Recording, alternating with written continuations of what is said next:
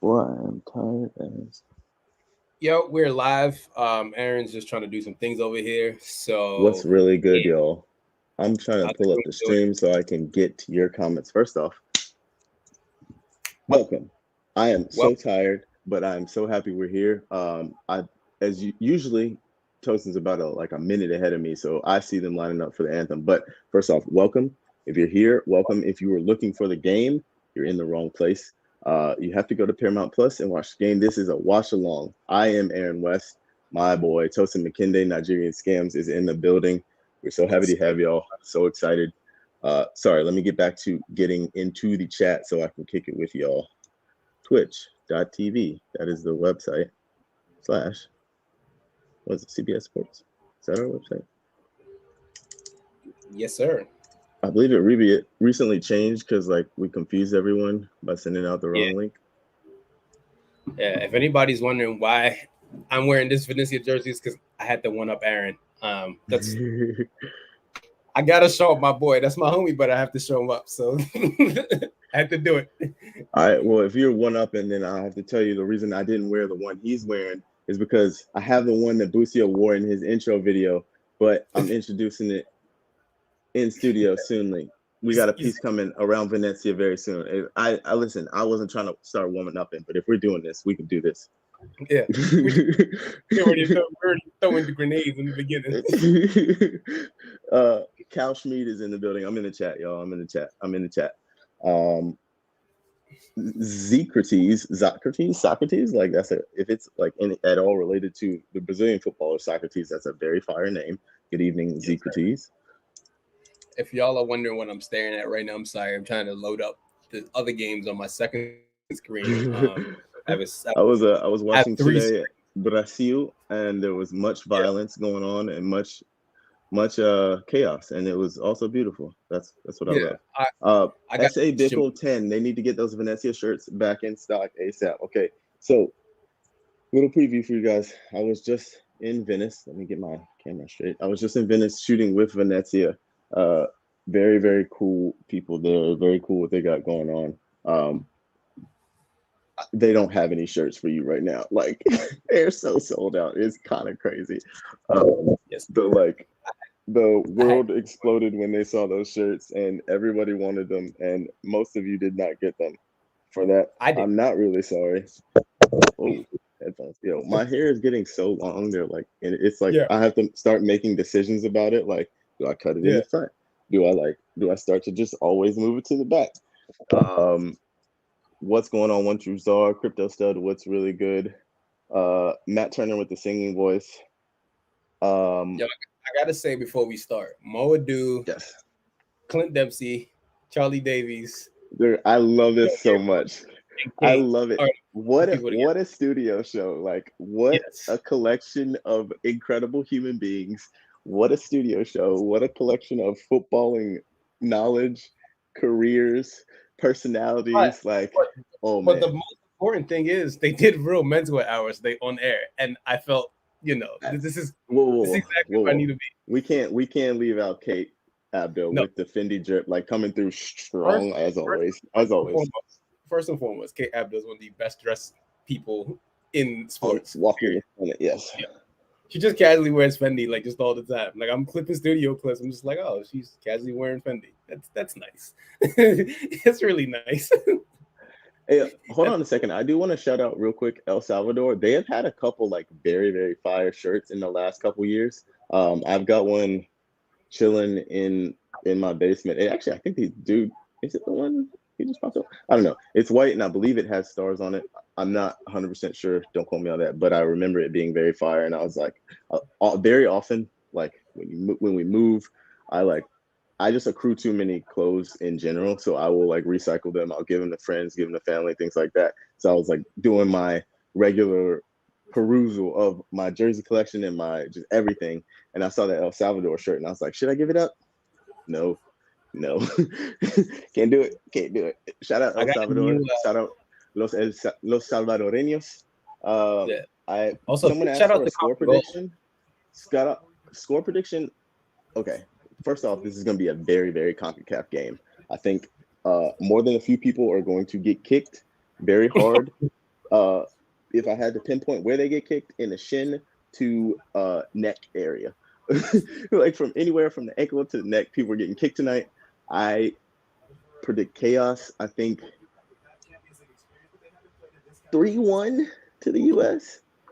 I don't know though, because like it's CONCACAF. You can't predict these games. Like I don't know, 3-1 to the U.S.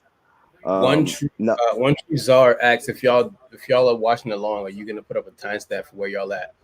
This is just for you. I'm ahead of Aaron. Aaron is like a minute behind me. Because I got. I'm streaming. He's on. I think he's on regular. You're on regular cable, right? Yes, sir. I am. Shout out to Reggie. Not too many people know my full name. So thanks, Reggie. Appreciate that. My whole government. Appreciate that. You put your whole government out there. That's funny. Yeah. Just missing the other names.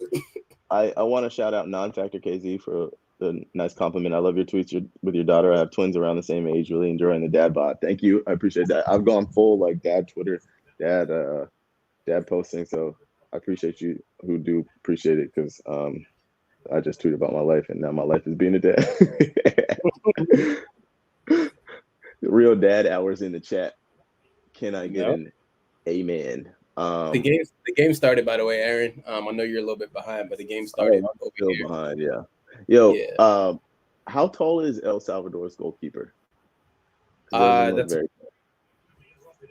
me do my Googles real fast.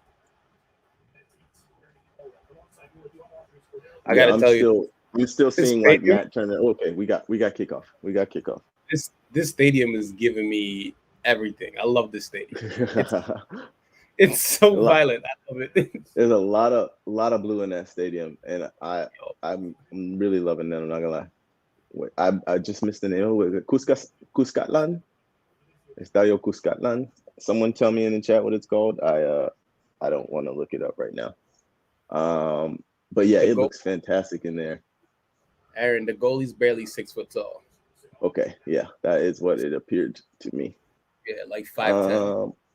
We're lined up in a 4-3-3, correct? Yes, sir. Sergeant up top, and Conrad and Brendan. Oh, it looks this wide shot with the Asuli, man, that is actually gorgeous. Like it's been a while since we've seen stadiums like this. This is beautiful. Woof, woof, woof. Okay. I gotta say though, man, like USA has come a long way. Just looking at this 11 is just like the front three literally plays in like champion. Like, you know, you got a kid in Norwich, got a kid in Marseille, and a kid in Salzburg. It's nuts. Like, it's really, really impressive. The level has really, really increased. It's really cool to see like how many players we have, not just like in Europe, but at like legitimate top 4, top 5 leagues in Europe. Left back plays at Barcelona. Lake Rosenberg, shout out Lake Rosenberg, the homie. I love that man. Stadium looks like the Thunderdome. Yo, side note, there was a story that we posted on the account that they were talking about what happens in CONCACAF games. It was Gooch, and they were talking about Azteca and like all the, you know, real CONCACAF hours. And I spoke to Heath Pierce last year about it, and he said the same thing, that like it gets real dark real fast. Yes. Honestly, like absolutely nothing to do with that. I do respect that point, but I just like kept looking at myself. I was like, why am I squinting like this? I have my 2 lights set up because it's like, it's obviously it's night and my lights are so bright. At some point I'm gonna have to dim these things because I feel like I'm looking into the sun like as I watch this game. I was like, bro, why do you look like you are in a Dune remake right now? Like what is going on right now? Yeah, if something happens, you have to try not to react too violently so I can see it myself. Terrible request of you. I'm sorry. Aaron, I got a funny thing to mention to you that happened when we were on Twitch last time. Remember we mentioned U.S. goalkeepers? And yes. I mentioned Nick Raimondo? Yes. Guess who I saw in L.A. at the Apple Store last week? Nick Raimondo? Gave him the biggest hug in the world, and I told him I saw you.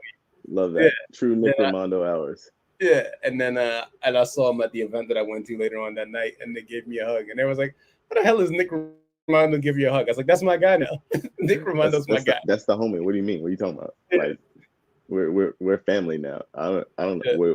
What do you want me to not hug my man's? Like He what are was you so asking here? confused. He was so confused. Like nobody like randomly shouts out Nick Romano unless you're like super into like the sport. Right, unless you're truly way too deep. Yeah. Hold on. I got another shout out. Mac J11. That's my homie. J Mac, one of my very good friends from Chapel Hill. Also, in addition to being a friend, one of the best bartenders I've ever known in my life. So yeah, shout out Mac J. Cal Schmid asked how was the MLS stuff. It was fantastic. I have a jersey from it. I can pull it out for you. Give me 1 second. Real BRB hours. Hold on. You remember when Barcelona signed Serginho Dest, and like they, as inevitably happens, like he had to juggle in front of like however many people, and like had like one little miss kick, and everyone was like, "Yo, he's trash." And then, like we've seen him play. Like obviously, like he's a very technical player. He's got growth to do as a player, like everyone does, but like his technical ability is not one of those to question. It's like, hey man, can we stop just making players juggle in front of everyone as their like introduction? Like it's like, why are we doing this? Are they SEALs? Are they trained SEALs? Like we have freestylers that do that as their job, and they're very good at it. Like these dudes are not. That's not what they're paid to do. Like, can they just come out in a civilized fashion and be like, hey, look, I'm very happy to be here. My thing is, unless you're Nani playing against Arsenal, when are you gonna actually juggle in a game? There's stuff you do before the game and like after the game. You don't really juggle in the game. Like I love who's gonna run like, you know what I'm gonna do right now in the middle of the pitch? I love when they make center backs do that too, because they're like, what? This goes against my function. Like, why? They should just treat everyone like a goalkeeper. Just like let them hold the ball, like hold up the jersey and just bounce. That's it. That's all we need. Yeah, I don't know. Yeah, but Couch Me, this is the jersey that I got because it was sponsored by the new little game that they have, esports. Yeah, so it's like Spider-Man.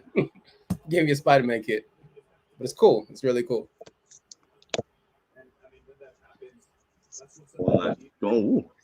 This game's already full CONCACAF already. We're like 6 minutes. It started that way. It will end that way, and in between, it will always be CONCACAF. Side note: Nico said that Greg Berhalter is wearing some Jordan 4 Oreos. So yo, on the low key tip, like he very much does like to bring out some like heat from time to time. You know, like does that? Bologna's, man.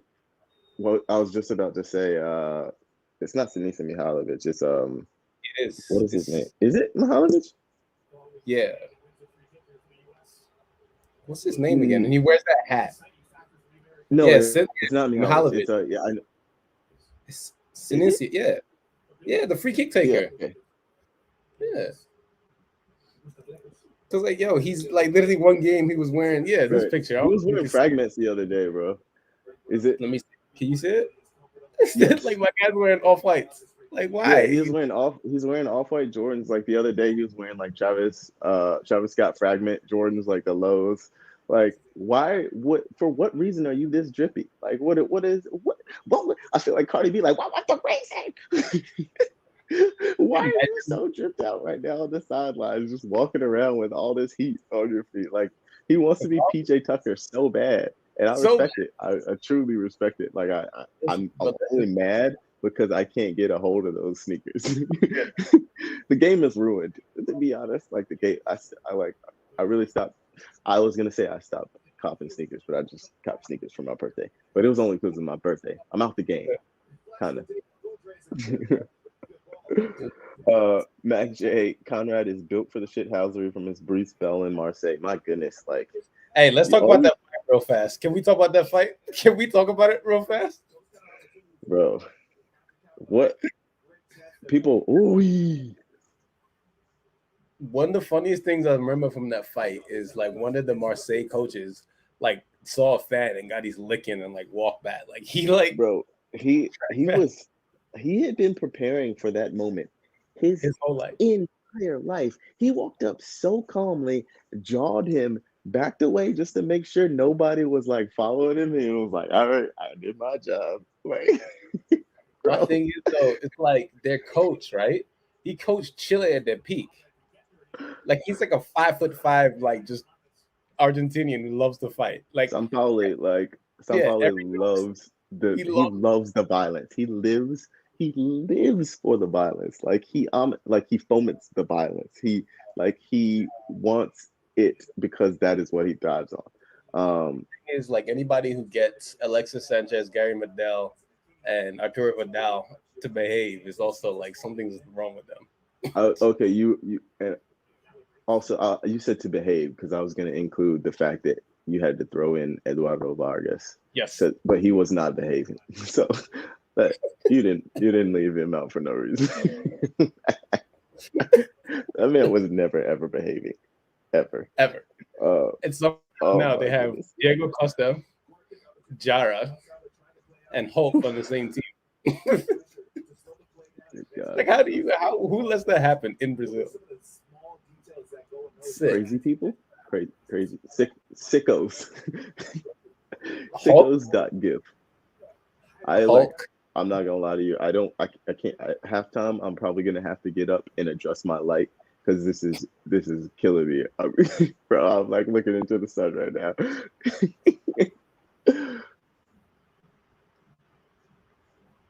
I really, really want Jamaica to qualify for the World Cup just because of the narrative. Just for the chaos, the vibes, and also I really want to see their World Cup kit. Jamaica's World Cup kits are always incredible. Who does Nigeria have? We play Liberia at 12 tomorrow, and I'm going to be pissed off because they're going to disappoint me.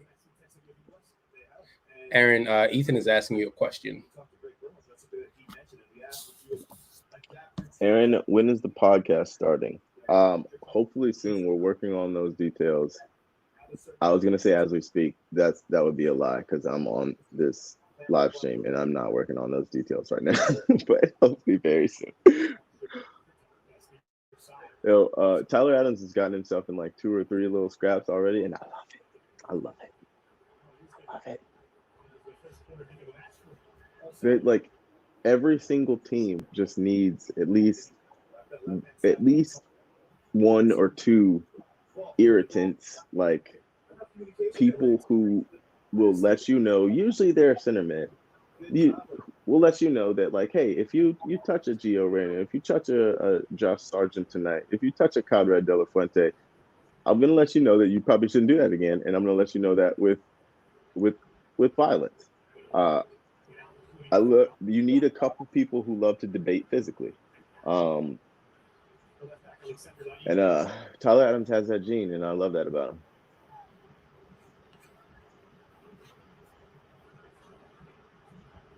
Wes McKinney has that gene. He loves to debate physically. Big entrant in the arena of fisticuffs. Woof, woof. He caught that very clean.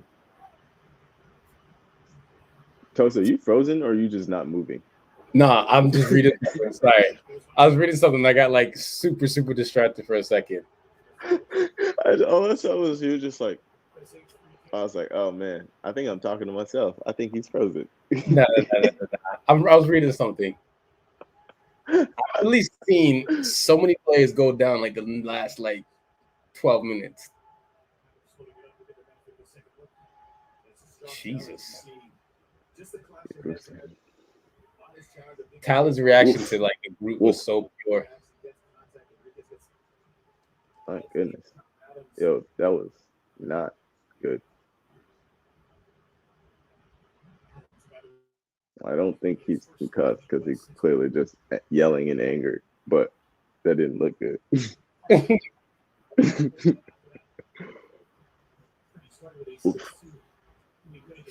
Oh. Yeah, he was just like immediate. Like that's how you know he's most likely not concussed because he was just immediately pissed off. Like his brain didn't go anywhere. He was just like mad. I don't like this.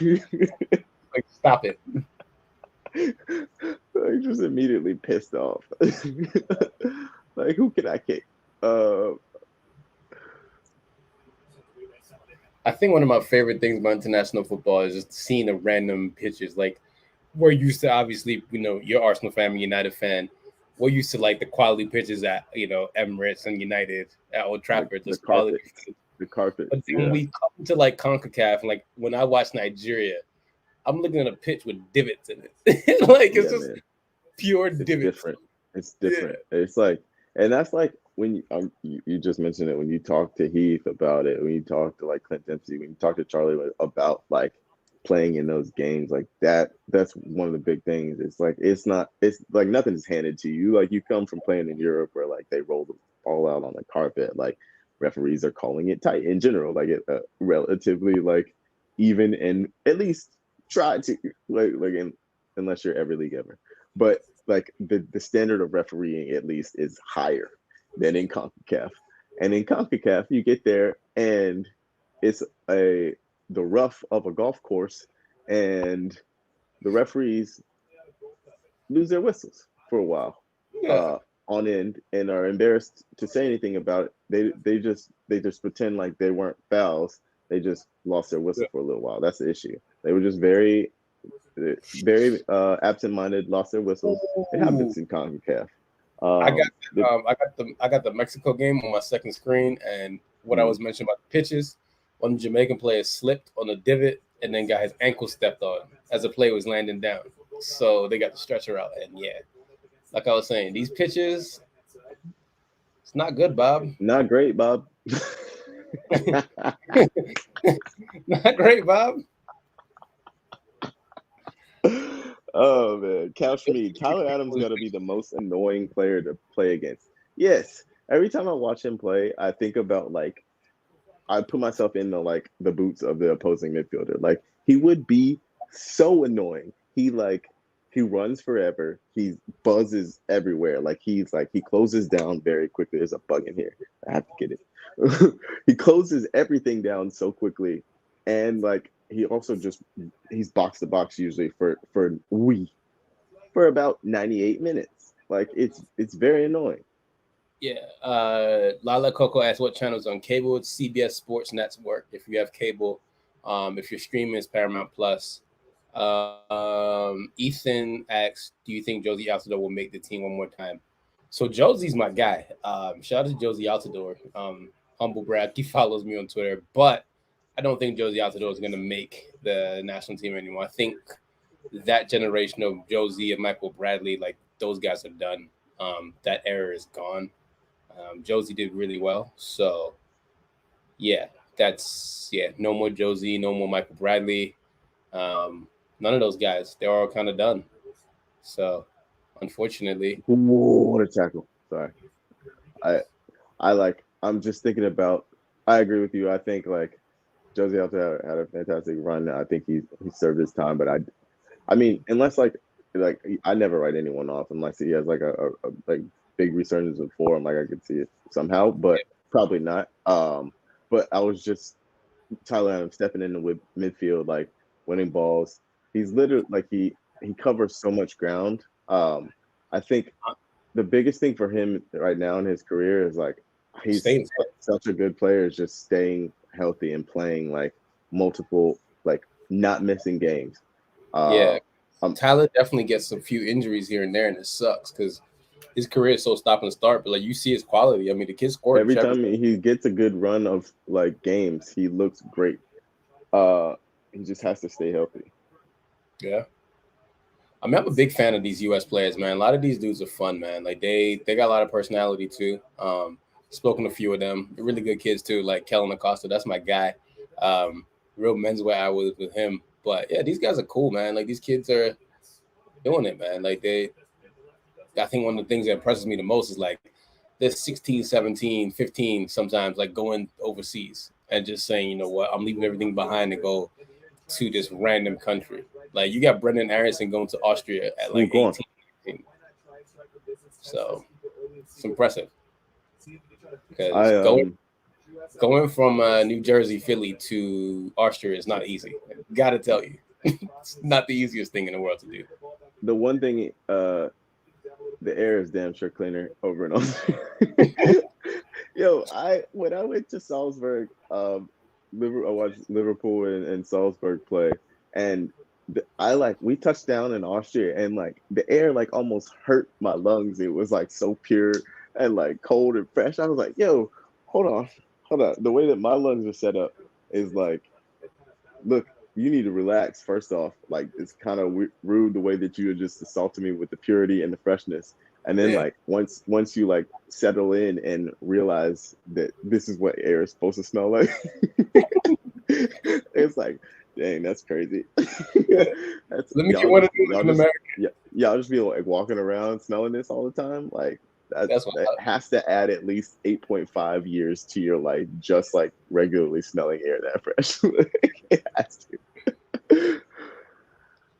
But these kids, this generation that's like it's a new generation. Like I got to kick it with Bucio for a while, and like hang out with him and like pick his brain a little bit, like get a sense of like who he is as a person. Like he's wait, like, go ahead. wait, hold on. Before you say that, I said this, and Aaron texted me.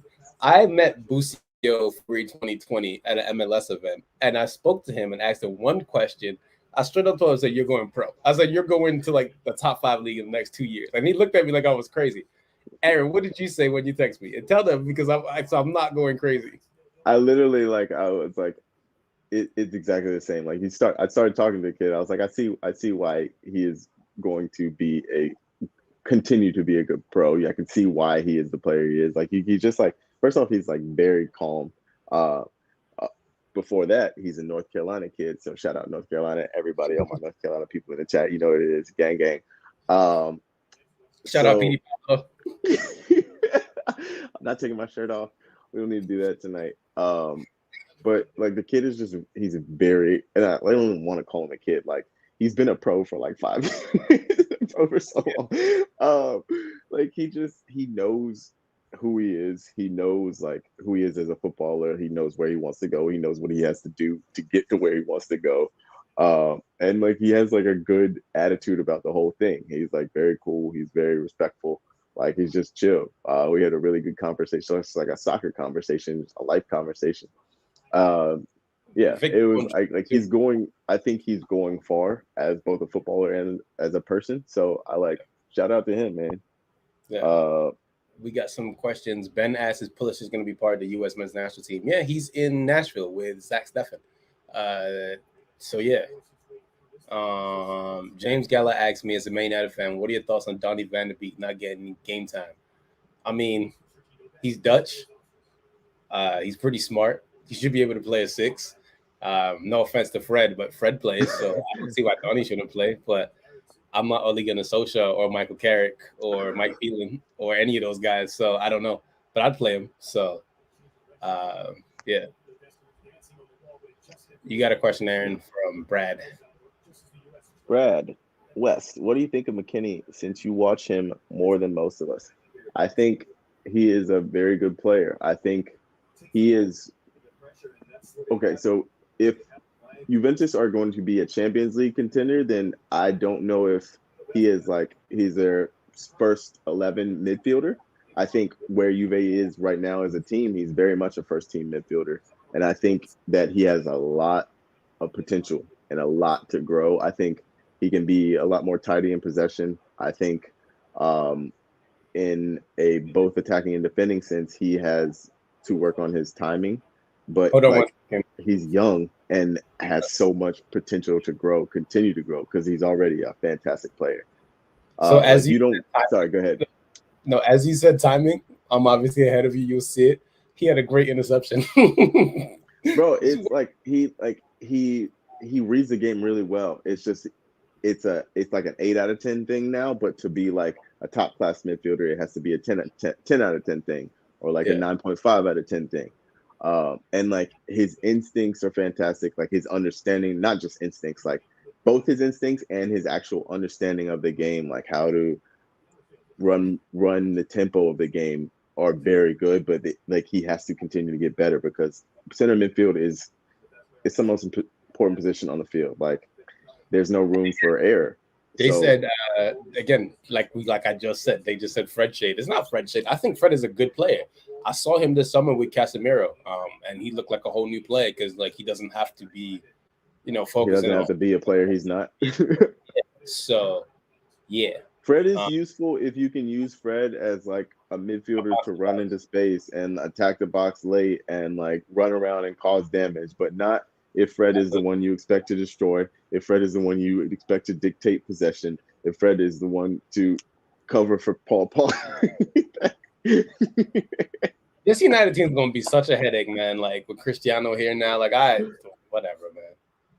Fred is not cheeks, man. Come on now. Like, look, you're not cheeks if you're playing at Man United. I got to tell you, man, like, I know we all make jokes and bants on Twitter, especially me, but like I gotta tell you, man, like these guys are professional football players. They're not bad players at all. They're just in bad systems. Like sometimes it's the wrong fit, but Fred isn't bad, man. Like I know we can like make jokes about him. Fred isn't a bad player, man. He's just not in a good role. I'm obviously behind you, but I just saw McKinney do like the thing that he does. Well, one of the things, many things that he does so well. That like late run from midfield, like in behind the defense that scares the shit out of center backs and like he scored against Barcelona. Yes, like it also just causes center mid so many problems because like what it does is what you always want to do is create numbers, mismatches, make defenders and midfielders worry about like who's covering who, and in that split second, that's when players get lost in the box. That's when spaces open up for 1-2s. Like, and he is so good at like that run, like he'll see the ball coming from here to here, and he knows that I can sprint in this space because the defender's looking here or the midfielder's looking here, and he's trying to cover here. I can run in behind him, and what does that mean? That means they're gonna shit themselves because they're scared. He's so good at that. He's like his understanding of when to do it is so good and getting better. He's just like he has to continue to improve his efficiency, like when he gets in those areas, and like continue to improve like the knowledge of when to do it. And it also helps when you're playing with a player like Tyler Adams, who is very disciplined and is going to sit when you do that, so he can just keep doing it. Well, hold on one second. I'm gonna come back to that center defensive mid question. Ronaldo Bayer asked, "What's our conclusion? The U.S. men's national team in the next World Cup?" Well, if they get out of the 8 right here, I think USA will do pretty well. Maybe quarterfinals. I think they're really talented. I mean, I don't see why not. They can't get to the quarters. They're a really talented team. So, hey, it all depends on luck of the draw. USA can mess around and get like the group of death and then not qualify the group. They get an easy group, and like England did, and make all the way to the semis. So hey, it's always a toss up. But I think like if you're just gonna say, blanket, what is this team's potential?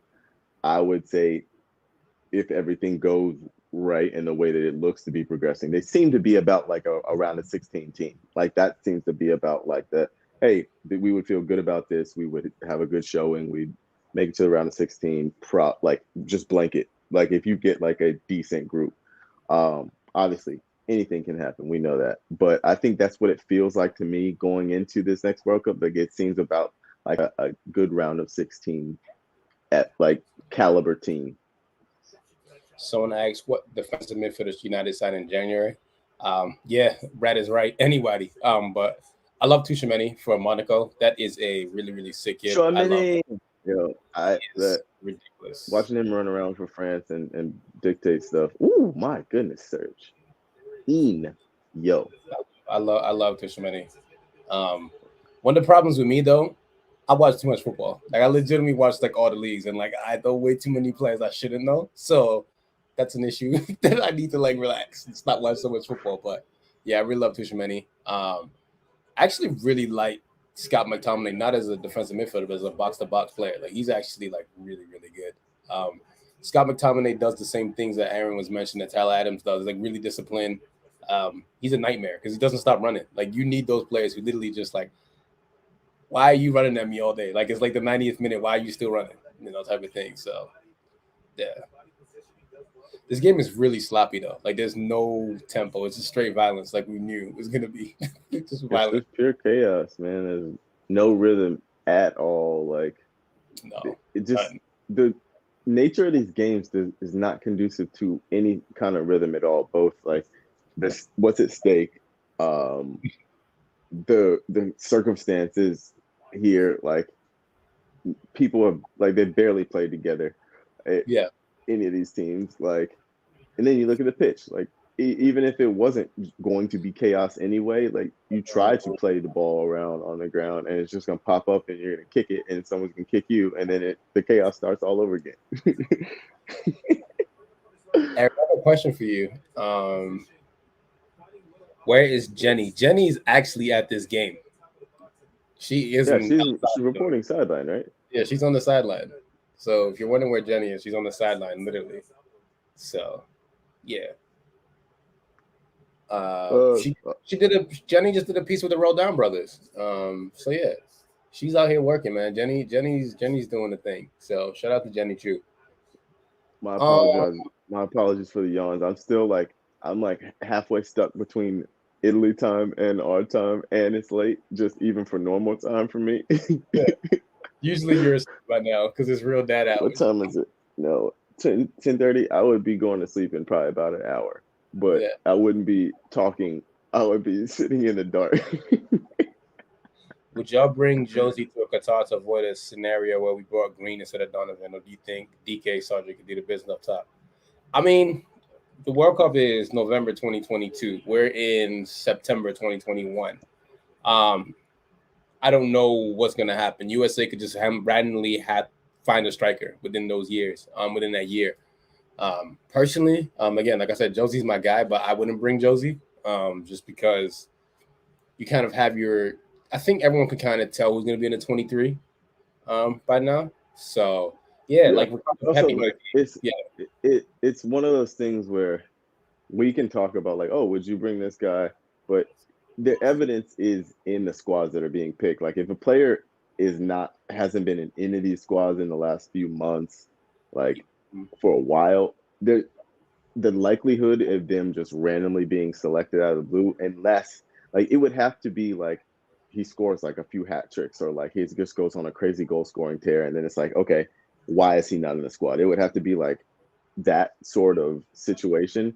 yeah, Based on what we have now, it doesn't even it like again, this is no shade or disrespect to Josie, just like based in a purely footballing sense, it doesn't really make sense right now. yeah, Especially like with the direction that the national team is going overall. It's getting younger. It's getting like we're not bringing back players from the previous generations or like kind of older earlier years. We're finding young players. We're bringing players from the youth teams where we're naturalizing players that have been here or have ties. Like we're not really going back. We're not looking back. We're everything at this point is kind of just moving forward. yeah. If they were gonna, someone had a good point. If they were gonna go that experience route, Mark C 1443, they would likely go Zardes. Like that would be the shout probably. If you were gonna pick someone who's been in around the team who's like a experienced pro who knows this kind of atmosphere, you would probably go Jossie. Especially because he's been scoring goals. He's been in the national team picture recently, like in the team. So that would probably be who the shout would be for like Um, a veteran striker. what do you mean by dominant team? I mean, it's very hard to be dominant in international play because it's so haphazard in international play.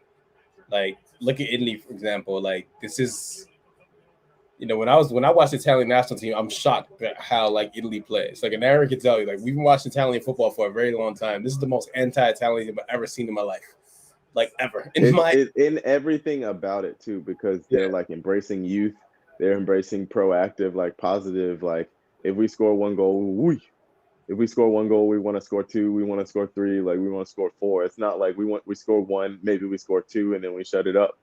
But I mean, and it's been trending that way for a while. I think they kind of had a realization that the old way is not necessarily the great way.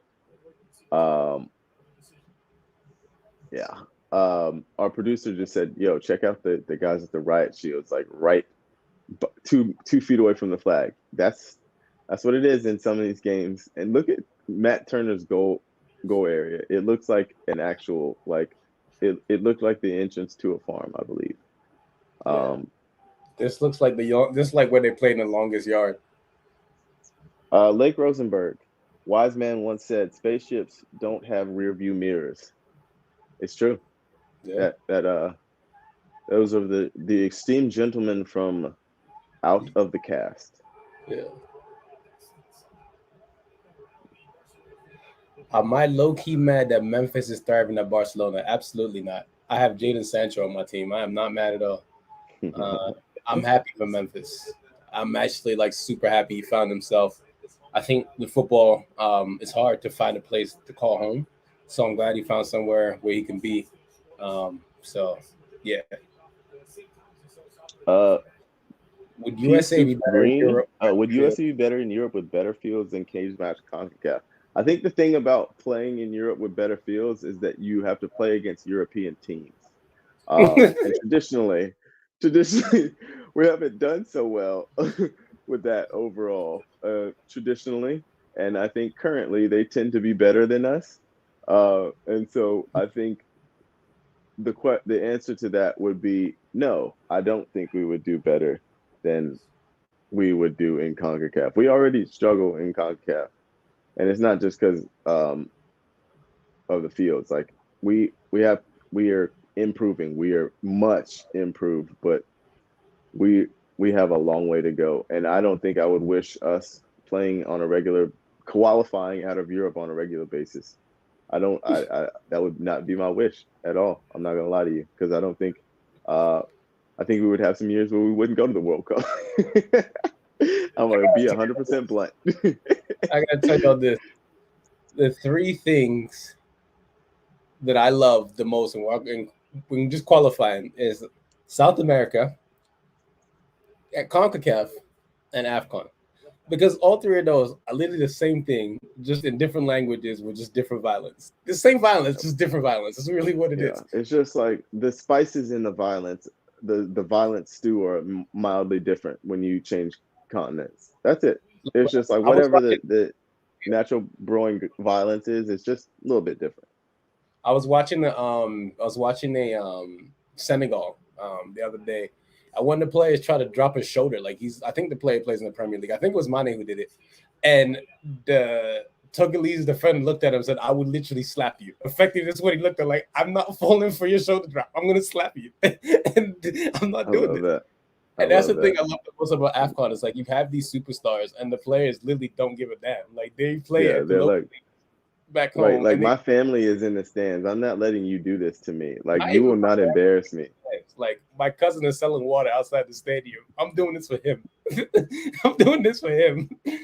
I'm Western Union him every week. Good question. Nowdy920, what's up, y'all guys? Y'all killing it. Thoughts on Fati being Barca's number 10? I think he can handle it, but damn, that's a lot.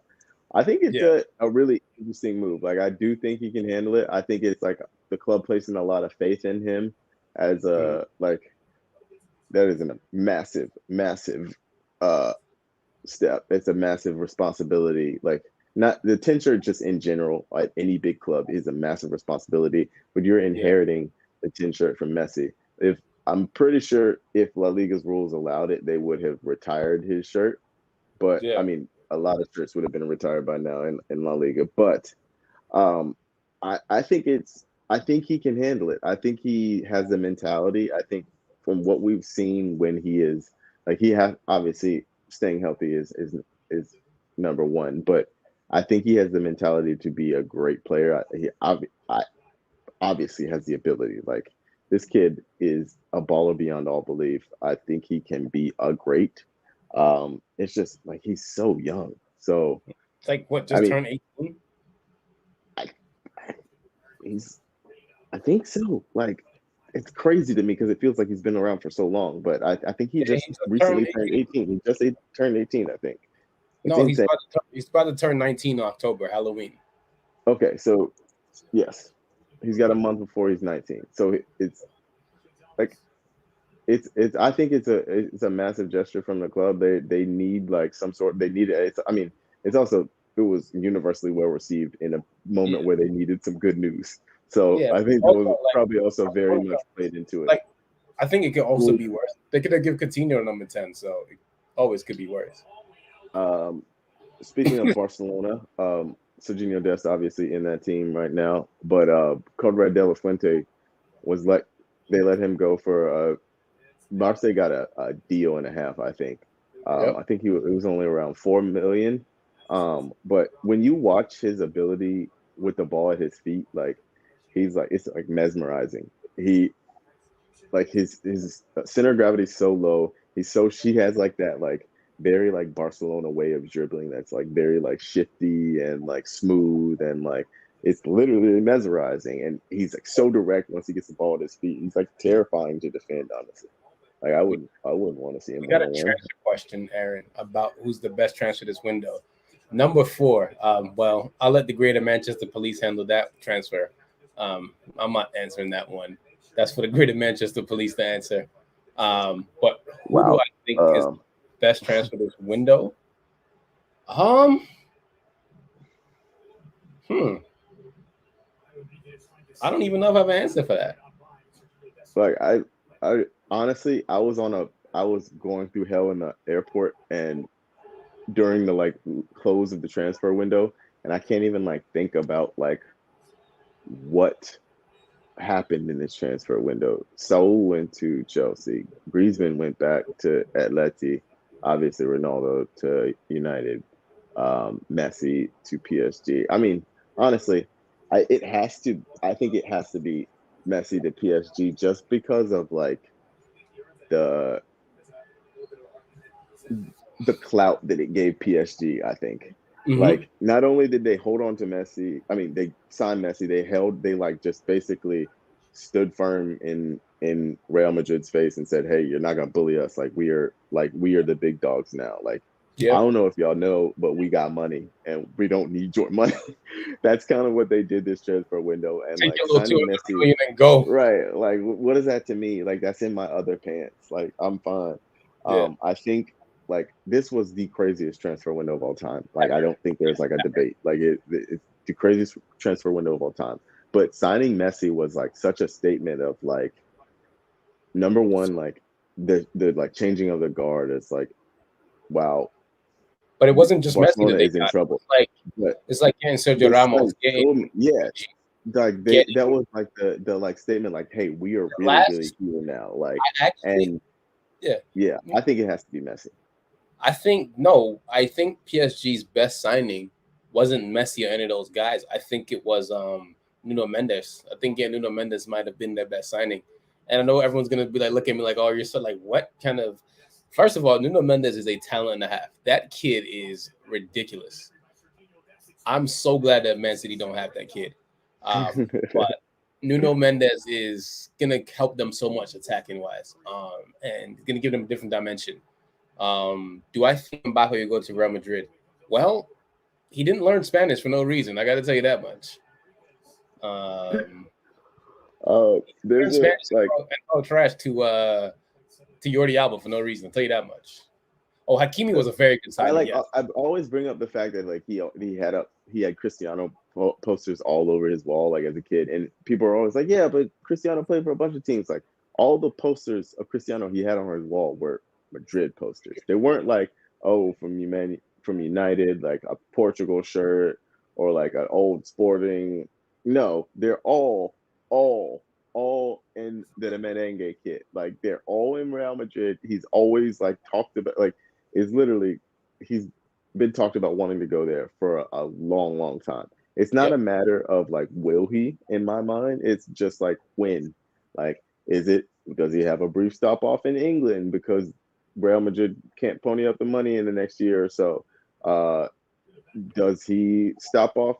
Probably not Germany because their wages and they don't spend money like that. Yep. And only he's only If going to we're one gonna team. He's only engage in going to one team. stereotypes. Yeah. He's either going to Liverpool in like a massive Nike finance deal, or he's going to Real Madrid. That's just Yeah. about the only two places he's going. Someone asks, what are the chances of USA winning the World Cup in their opinion? Um, again, I'm a big fan of this team. I really like these players, but it's too early to be thinking they can win the World Cup. Um, Yeah, we have to be realistic. Like the chances are slim to none. Like you if also if if you fast forwarded like to directly after the World Cup and you were like, yo, the U.S. men's national team made it to the semifinals, I would be like, wow, that's crazy. What happened? How did that happen? What was the luck that we got along the way? Because we would need that to, I believe, to like a little bit of sprinkle of luck to do that. Like our team is good and getting better and has so much potential, but there's a lot of world talent around that is ahead of us right now. So to say when will we win the World Cup is a massive stretch. I'm not saying impossible. I'm just saying slim, very slim. What are the Very chances of slim. Man United win the league with their team? As a resident United fan here, no. We do not have a What was the defensive question? midfield. What are the chances of United winning the league with their team? We'll compete for top four. I mean, we were second last year. We're a much better team than last year, but again, there's a gaping hole in the middle of the pitch, and when you play association football, you need to have midfielders, and we don't have one of those currently. So yeah. One of my boys, I believe, may have been drunk off the success of the Man United transfer window and Ronaldo re-signing. I think he was literally drunk. Made a bet with another one of the homies for $250 against the field, and I don't think he should have made that bet. Ooh, Conrad, my goodness. Oh, if this goes in, Where do you oh, I think wish I Haaland had goes? scored so bad. Haaland is Um, Real Madrid because there's very few teams on this earth that wants to deal with Mino Raiola, and Mino Raiola and Florento Perez get along, and that's that. So yeah. Um, was Tobin Heath the best signing for Arsenal this transfer window? I like that hands joke. down, like nothing, no transfer Arsenal made this window was better than Tobin Heath. That is the only one of a few bright spots. Okay, first let's just put the jokes aside. Overall, I don't actually think Arsenal's transfer window was bad. I just think we are a badly run team overall, and there was a lot of drama and a lot of ridiculousness. But overall, when you look at it, I think that they made good purchases and didn't over like a decent job moving players. Anyway, that aside, Tobin Heath is a certified baller, one of the greats. Sauce gene, evident, strong, glowing. It is in attendance always. The Nutmeg Queen herself. I love Tobin as both a footballer and a person. Uh, so yeah, I that is by far the best uh, signing of the transfer window. Toast, are you cool if I bounce out to both use the restroom and fix my light? Can you hold it down for me? Yeah, I got you. I'll hold it down. I'll be So back. Kaushmeet asks Tyler Adams Man United. I would love that actually. Tyler's really good. Um, yeah, Tobin's gonna be really good for Arsenal. Like Aaron said, she played for Man United's women's team, so I pay attention to their women's team. Tobin's really good. Her and Kristen Paris, which asked about Angel City. Yeah, I love that. That was a really good move for Angel, especially because that's where Kristen is from. So yeah, and yes, Mana's a very good woman. She's very talented. Is Arsenal still a big club? Yeah, Arsenal's still a big club. I mean, they play in London, so Arsenal's always going to be a big club. They just need to get their act together. When is the Champions League? PSG or Chelsea or the field? I do think PSG and Chelsea are the number one teams. They are just kind of just ahead of everybody. Chelsea's really, really strong. They got depth, and now they got an actual striker. So yeah, it's between those two. But then again, we never know. PSG got a really hard draw, so you never know with those things. Was Ronaldo's performance yesterday his second best behind the Spain hat trick? Not really. I mean, that's a typical Cristiano performance. I mean, when you expect him to be, he didn't play that well yesterday, but that's just what Cristiano does. He scores goals, and that's just what you expect from him. I kind of knew he was going to do that because that's just who he is. So, yeah. Um, yeah, halftime is going to be very interesting because I want to see what changes he's going to make. But USA needs, I don't know what they need right now. Maybe, I don't know, man. Like, I don't think Josh Charter has really been too into the game. So maybe false nine it and then bring another midfielder on. But I don't know. We're gonna see what Gray's gonna do. Yeah, Andy. Yeah, Cristiano 36, not slowing down is crazy because I mean, when I remember when he first came to United, I think a lot of people might not remember this, but Cristiano was really, really, really frustrating. He was really, really frustrating at United. It was up until that '06 World Cup when he came back, like he clicked into into another zone, and he hasn't stopped since then. But he was skinny, annoying, and there was times where Cristiano would over dribble. Like he would literally, instead of sending the ball in, he was sending in cross. So he would just dribble. And he came back, changed his game. So yeah, I mean, he's been a ridiculous footballer since. Do I think Mikel Arteta is getting fired? I mean, it's been a rough season for Arsenal, but I think they're going to see the project through unless it gets really, really bad. So I know you guys want Arteta out, but I don't know who you guys want if Arteta goes. I mean, you don't really want Conte. I promise you don't want him because then he'll sign Darmian, and then you'll be sad that you're getting a whole bunch of older players. So you guys will be fine, though. Arsenal will be fine. I like the fact that you guys are getting younger players, so we'll see how that goes. Ajax's head coach. I mean, good work in theory, but yeah, remember England's a whole other beast to the Dutch league. So yeah, was a Spain hat trick against? Yeah, I think that might be Ethan. That might be his best Portugal performance. But he's been playing forever for Portugal, man. I can't even remember some of the performance he's put in for them. I mean, 111 goals for Portugal is just sick. That is some numbers that like we look at it now, but that's not normal. Him and Messi are just like outliers, man. Some things those two do are just that's not what players should be doing. We've been spoiled with those two for the last decade and such. So yeah. Am I going to be at the next World Cup as a fan? I don't want to be there as a fan. I want to be working at World Cup. So the powers that be, if I can be there, let me know. I'd love to work and do something at the World Cup. It'd be nice to go to Qatar and work at World Cup. So yeah. Favorite low key signing manager appointment of the summer. I really love what Nice has done. I really love what Rennes has done. I really love what just a lot of French teams. So that's what I like. I really like what a lot of those smaller French teams have done. Marseille for me just blew me away. So I really love what Marseille's done.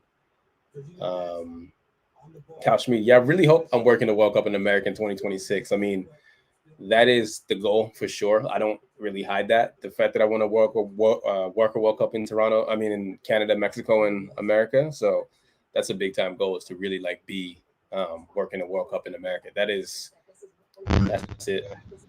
Aaron, you're here. Yeah, don't ask me. Oh, Aaron, you sound like you're stuck in the Matrix. Oh no, you gotta fix your mic. My thoughts on Roma. Very fun social media team, Roma.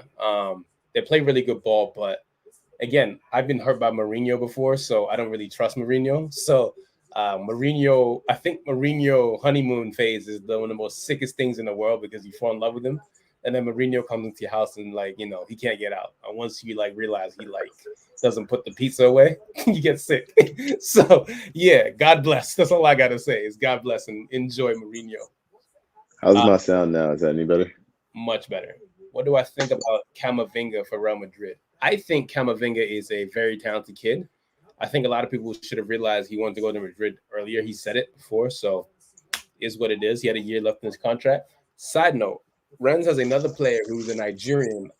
First of all, most Nigerian people go to England, America because we're not francophones, but they have a Nigerian francophone called Leslie Wochukwu, who's 17, 18, and that kid is sick. So yeah, he is ridiculous. Recommendation for non-PSG League One team to support. I'm a bit biased to Marseille because those are my homies on Twitter. So I would say support Marseille, but Leo's fun. Rennes is fun. Leo's a good one. Nice is fun. Bordeaux's a solid one just because they're not a front runner. They've got a lot of history. They a lot of times have very, very dope jerseys. And then you get the excuse to go visit Bordeaux and drink some wine. So yeah, there you have it. And have a great time. Lyon, I've always really liked Lyon. Shout They out also have Kareem always Benzema. had fire jerseys.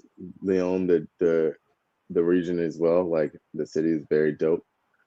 They Leon has a very strong history. I would say Leon's a good choice just because like if if your value like footballing values wise, they kind of align with a lot of what I like in teams. Like they have a strong youth academy that like very much invest in building and producing their own players. Like they'll sell them on and then reload, just get more young players. They scout well and their academy is good. So I think Leon has a really cool like overall approach to football and have always kind of had that approach and just been always like a strong historical team, like never like the biggest team, but always competing and always having exciting, fun players to watch. I'm gonna ask one question before I leave. The best kit, I'm wearing it right now. That's the best kit. It's really good, and the Ajax one that I'm getting, so those two are really good. The worst kit, is gonna hurt me to say it, but that United second kit, it's not ideal. Gotta tell you, a lot of United kits are not ideal. Have you ever played professionally? No, I have not. I stopped playing at 18 years old because I realized I'm not good at football activities like my friends were who were going to try out for Man United at the time and things like that. So no, I did not go professional. My cousin played in the MLS with Kansas City for 2 years. My brother played in USL and he played in Sweden and a few other places. And he played in Germany for a little bit. So no, I did not go pro, but I know a few professional players. So that's why I talk trash. So because can't. Bro, if you But need to hop out and use the restroom, you're more than welcome. I can hold I'll it be back. down. Uh, Yes. Toast is gonna take a break, so you can direct all your questions to me if you want. Otherwise, I'm gonna keep watching ads and talking about nothing. Um, I think we had the recommendation for a non-PSG legal loan. We had that one already. Any more questions? Who else is in the chat, guys? Best and worst kits in the new season. I will answer that one as well. I'm trying to think. Worst. I think the collective worst were, and I'm sorry, Puma, I love you guys as a brand. The the overall third kits, I believe they were, that don't have badges. They're all templated exactly the same. Those are the worst, and by far the best is the Venezia home shirt. Toast is wearing his. Mine is in the other room. I just brought it back from Venice. It's the actual shirt that Busio wore in his introduction video, and I have that one in my possession because they don't have any more. Like I was supposed to bring it back a couple for the studio show when we reveal the piece that I shot in Venezia, um, but they don't have any shirts to give anyone. They sold all of them. They barely have shirts and like they barely have kept enough in stock for the actual players to wear. So I have the one that Busio wore. I don't know whether I should like rock it or frame it. Um, I'm not sure. I don't know. I don't know which one is the best to do. I almost like I'm not a with sneakers and collecting sneakers. I've never been a like, oh, you just put them in a glass case and never wear them. I'm always a rock line sneakers type of dude, and I think I need to rock this Venezia shirt literally every day. Um, yes, like I think those, yeah, the Puma thirds are awful. Stevie Ray 9215. Do you think Inter have a decent chance at running back the Scudetto after picking up Dumfries, Dzeko, and Correa? Yes, I do. And in watching them in their like first couple matches, I think they have already a very very good team spirit. Like it like they play well together already. Even though there are a few new pieces, I think a lot of those guys haven't come back from the Euros, like Barella, Bastoni, a few of those guys like are really, really confident right now. They're on top of their game. And I think there's a very good just feeling around the Inter camp. So I definitely think they have a chance to run it back, especially because a lot of teams are just kind of trying to figure out who they are as a team. They have new pieces. They're refiguring this out. But Inter already know who they are as a team, and they have a new manager. Uh, like I really think they have it figured out, and I think they probably have to be title favorites right now. What else do we got? Take a goon or Tico gun.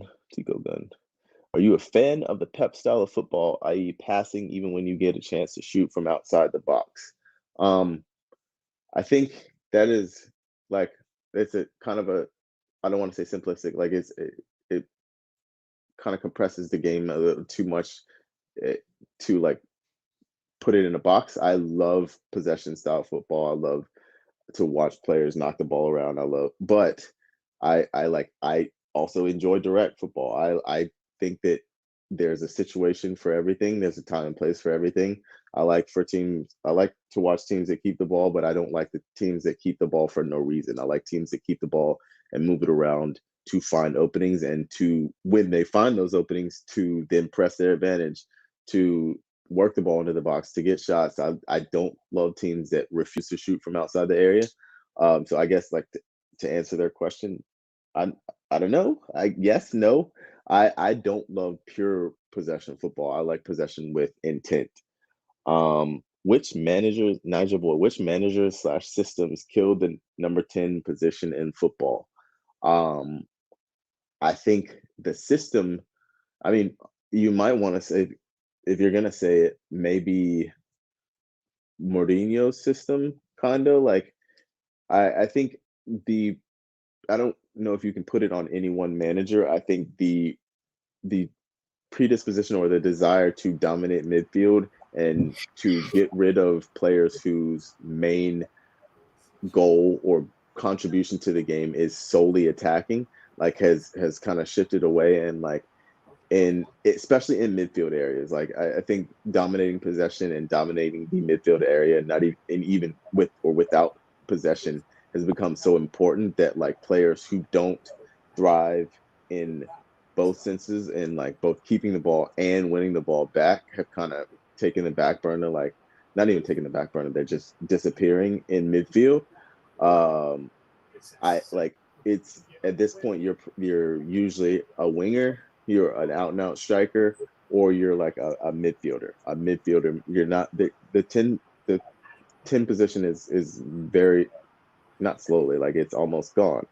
Um Yeah. I think like most teams have started playing with some variation of three in midfield, whether it's like a pure holding midfielder and two box to box midfielders, or a pivot and then a player in front of them who is, yes, you could call him a 10, but like I like that kind of pure all I do is attack and sit in the hole player is not like we don't really see many of those anymore at all.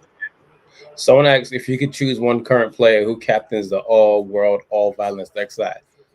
Serge Aurier. Oh, oof. My captain would probably be um Casemiro, honestly.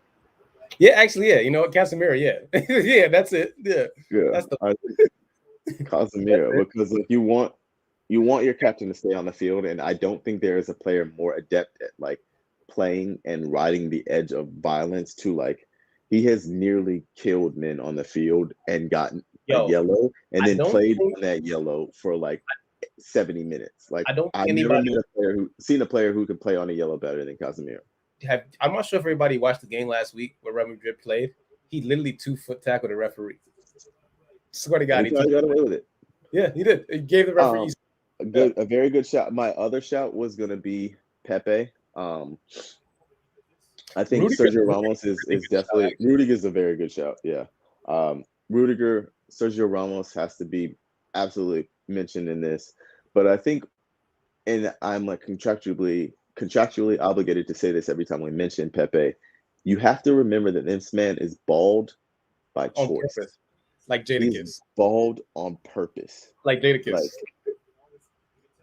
honestly, like this man has a full head of curly hair, like it's like luscious hair. Like he can grow it out anytime he wants, but he goes bald because he's crazy. Yeah. Also, we have to mention N'Golo Kante, bald On on purpose. Like the man, that's Martin how you Skrtel know. also That's on actually purpose. how I know I'm okay with Kante. Like he's not perfect because like he does have, he has that like psycho. It's the two things that like okay, he's not completely like he might have some a little bit off with him, like the fact that he cheats at cards and that he goes bald on purpose. Like there it is. And he's quiet. I don't really trust people who are too Like, quiet. bro, he never stops running. What are you running from, Conte? What are you running from? What's in your past? Yeah. Yes, I think I will go back. I'm gonna stick with my captain being Casemiro. All violence. And it's Captain close to Casemiro. Like, he will take us. He will take us to the World Cup. He will take us to Champions League. He will take us to the Club World Cup. He will take us to the Intertoto Cup, boy. And the Stanley Cup, Super Bowl. Copa del Rey. We're going to all the ships. Like we're winning the NBA championship. He's fighting Draymond Green, winning the tip off, shooting in 3 from the logo, dancing all in Steph's face. Like that's my Captain Casemiro. Ride or die. that's my guy. Casemiro all violent. Wow. Okay. You know what like kind of surprises me every time I see him play? It's like it shouldn't though. Like Gio Reyna is like a full 6 feet tall. Like he is legitimate. He's not a small. Tall. He's a big boy. Like he's a tall kid. Every time I see him, I'm like, yo, this kid is like legit tall. Like he's a big boy. Some people might not remember. His dad was really, really, really good. Very good. Claudio was like one of the few American players we could be like very proud of back in the day. He was like, yeah, Claudio Reyna. He plays for Rangers. And Avery, yes, Intertoto Cup. I'm 36. Because you said Intertoto Cup. That's definitely. You already know. You already know what it is. Did someone shout out Wayne Rooney for the all violence team? Because that's not a bad shout either. Wait, did we say? I think we said active players though, because if we're going into the archives, like we can go into the archives. I mean, if we're gonna go to the archives, my all-time violent captain of all time is Duncan Ferguson. Duncan Ferguson has 9 red cards, and he also had the 3-month prison sentence because he assaulted a player. So, and he's also the joint Premier League red card holder with Patrick Vieira and Richard Dunn. Big Dunk is a fantastic shout. Go on, man. Look at Conrad running boys at the ball. He's also nicknamed Duncan Disorderly. So that's my captain. Yeah. Vinny Jones. Yes, Vinny the man Jones. He literally got banned from the game. Like, if you're gonna pick somebody who's good at the violence, Jones. Like he had to go be an actor because they wouldn't let him play football. Vinny Jones literally had to find a new career because he was that violent on the field. Thiago, he shout. Thiago runs around like he's Pac and does a couple step overs. He run around like he's Pac. Roy Keane broke Erling Haaland's dad's leg with impunity, like without any regret. He did that on purpose. He definitely did it on purpose and was unapologetic. I have a Roy Keane story for everybody who's not a United fan that I know because you mean Roy Kent? I keep United anecdotes in my head. So this was 1998. They're going on tour, and Roy Keane and Peter Schmeichel about to get into a fight. And the only reason they didn't fight is because Bobby Charlton was watching them, and they didn't want to embarrass Bobby Charlton. They were like literally like squaring up, and Bobby Charlton was like, "What are y'all doing?" I love that. So if you want to Google that, just Google Peter Schmeichel Roy Keane fight, and you can enjoy whatever you read after that. Patrick Vieira I have to throw his name in there. Always with the violence, literally always with the violence. You know who's a sneaky violent person a lot of people don't remember? Lauren from Arsenal. Yes. Arsenal players used to have a lot of backbone. That was a fun time in history. You remember Martin Keown and everybody jumped in Rude's face? Martin Keown is an all-time violence. Mexico just scored. Tony Adams, a violent all-star. Donkey. What a play Donkey was. What an absolute fantastic play he was. You know, a really violent player who I miss. But he's one of my favorite commentators of all time now, Lee Dixon. Lee Dixon is a violent person. Lee Dixon is sickened every time he watches the modern game. Like that man is just dripping with contempt with every footballer that watches the earth that is not I think maybe Arturo Vidal may be the only person he would respect right now. Casemiro and like Vidal are the only players he respects in today's game. He's always just like so disgusted with like what when players are doing. He's like, look at him, he's smiling. How dare? when he commented on Arsenal Chelsea, he goes, "Look at the way Arsenal's tracking back. It's pathetic." I was just like, "Lee," and he always gives an anecdote about when he was playing. When I was playing with Wenger, you would never see us do this. So like when I was playing with, I was like, "Lee, Ooh, wow. why?" Who was that? Was that Serginho that just got bodied like that? Good lord. Yeah, That he just got okay. That was Felipe he Melo. he flicked it over him and then shouldered him off it. That was you have to 2-foot him now, Serginho. You have to 2-foot him. The only recourse is violence. That was actually kind of sick. They're probably not going to show it again because it was El Salvador, but that was kind of fire. Side note: these Mexico black and pink jerseys, stupendous. La Rosa. Yes. Yeah, those are actually there have been a couple Mexico jerseys that I have like worn, and that would be one of them if I had it. The white joint with the like maroon and green. I was like, listen, we can have the rivalry all we want, but I have a lot of Mexican friends, and I don't hate y'all enough to not rock this jersey. Like I've always said this. I love my Mexican friends. I love Mexican people, but I hate the Mexican national team. But I don't hate the national team enough to not rock that joint because that, oh my goodness. Yeah, it's big fire. The black and pink one, I would absolutely rock. It's on the list.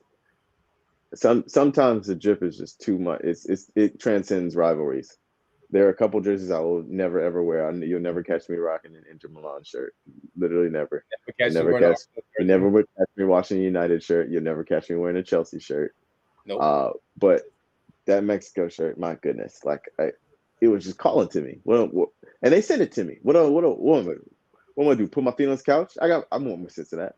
Yeah, I'm gonna put my feet on this couch. I bought my dad a Liverpool jersey for Christmas, and I felt so disgusted. Like the fact that like you go to my you didn't even I wouldn't rock a Liverpool jersey either if we're gonna be honest. But yeah, you just felt dirty for even buying it, even though you weren't gonna wear it. Like you didn't even touch it outside of the plastic. You just hand it over to him. Straight up, just when it was Christmas. Here you go. You didn't even wrap it. Can you feel like the CONCACAFing intensifying? By the way, like yes, I can actually feel it intensifying. Like the CONCACAF is turning up. It's beginning to CONCACAF harder.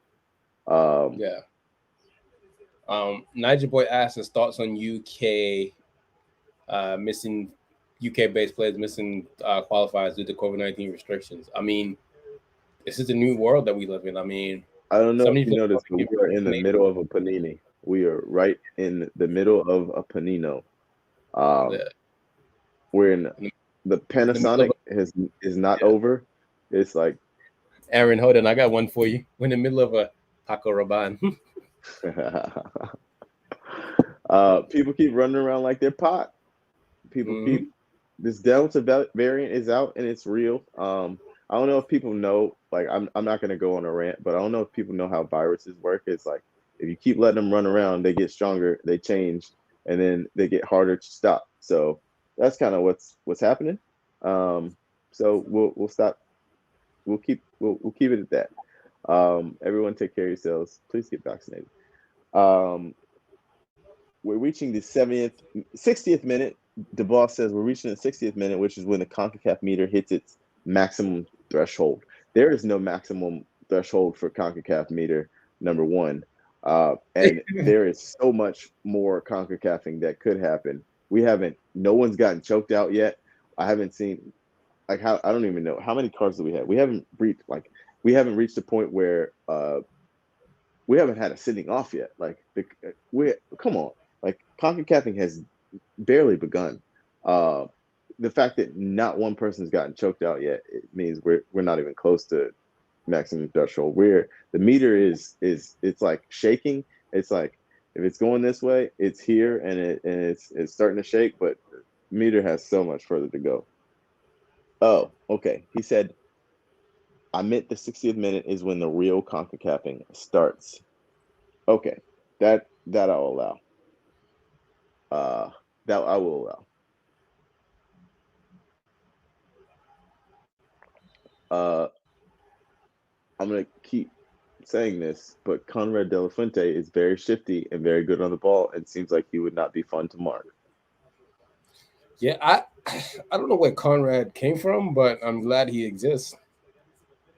I'm happy for his existence. I'm very happy for his existence. I'm very happy for the confidence with which he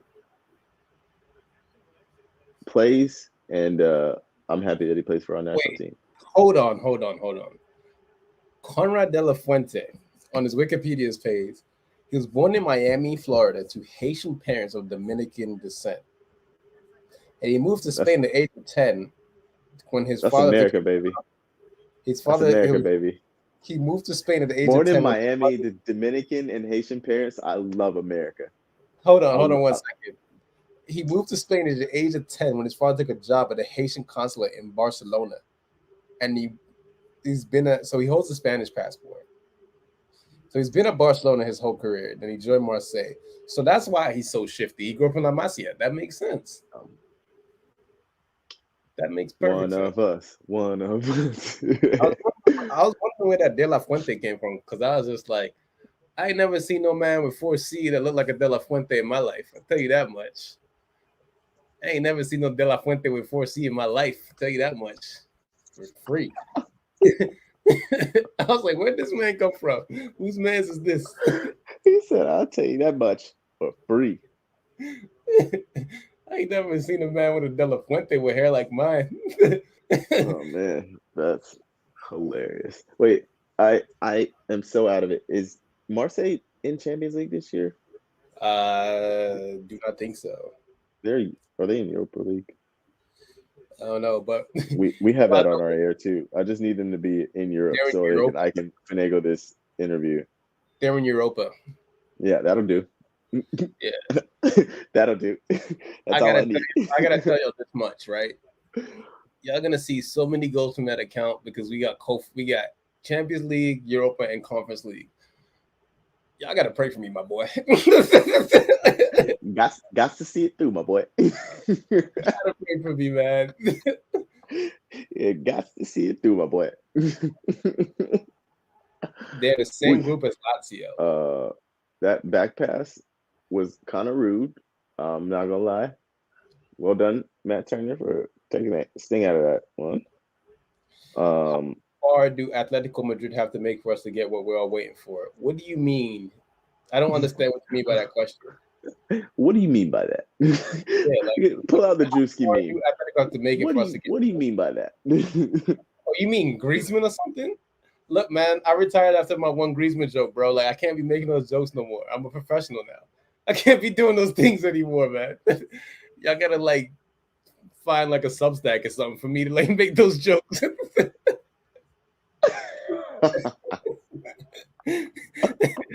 Oh, a Griezmann interview. Oh, that's something that like we gotta talk to higher ups at CBS for that. You gotta do a CBS Black History Month with me and Griezmann. Yes, we gotta make that happen. Wow, wow. I'm gonna disavow any knowledge of this happening. I washed my hands in this. Bro, I need some like candy to stay awake. This is ridiculous. I don't know how, but I need Toast to explain the goddamn sugar. Oh, well, first of all, I don't make burner accounts. That's not what we do around here. I'm sorry. That's just way too many steps to make an email, make it me Twitter, and wait, I can't do that. Where is Louis van Gaal right now? The goddamn sugar is coaching the Dutch national team for the third time. Where is he right now, though? Where do you think he is right now? In Haarlem, in Netherlands, doing something stupid. Like watching watching highlights of a U6 game and analyzing it with all of his might. He's a sicko. He is an absolute sicko. I love Louis van Gaal because he loves football. Like he legitimately loves it and hates it at the same time. Louis Van Gaal is like the like incarnation of the sickos meme, where it's just like him watching soccer and angry about it, but he cannot stop. Like this man retired and came back out of retirement to coach the Dutch team for the third time. He didn't even need to do it. You're like 69 years old. No, don't say nice. Grow up. Yeah, like he's just old. They're like, why are you still coaching? Like, why? Bro, like Angel Di Maria got his house robbed. Like he got his head all messed up, and Louis Van Gaal was like, "I'm still gonna make you play wing back, and you're gonna love it." Like Louis Van Gaal he's sickos. He's just real sicko hours. That's what's going on. This pitch is going. I was gonna say it's going to hell, but it started there, and now it's getting worse. We got players sliding all over the place. It doesn't look like it's that much fun to play on, if I'm gonna be honest.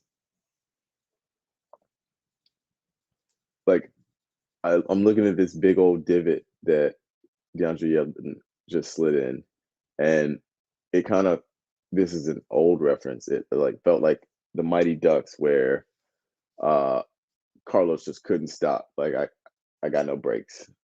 And we already know DeAndre Yedlin is relatively pacey. He's got some pace. Who do we have coming in right now? I can't see. No.